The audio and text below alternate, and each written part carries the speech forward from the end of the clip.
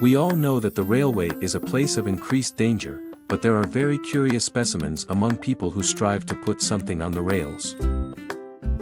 In the best case, it will be a coin or crushed stone, of which there are plenty around the railway, but it is unlikely that anyone will use salt for this unsafe fun. It would seem that who could come up with the idea of pouring ordinary salt on the rails and why?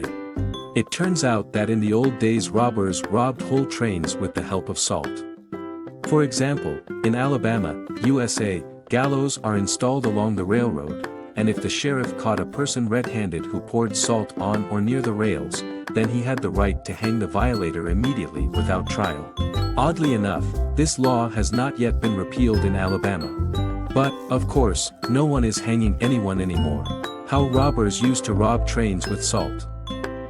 The fact is that ordinary salt is one of the favorite treats for moose. And the robbers, pouring salt, lured a whole herd of moose onto the rails. The train driver noticed this herd from afar and had to stop the train. After the train stopped, the robbers robbed it and disappeared in an unknown direction. But besides moose, salt is also adored by bears. In Alaska, poachers came up with the idea of using salt to hunt bears. Such hunting is called hunting without a single shot.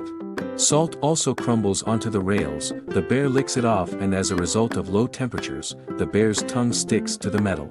If the train does not have time to stop, beats the bear, then poachers get easy prey. In this regard, every train driver in Alaska is required to have 5 liters of boiling water at his disposal.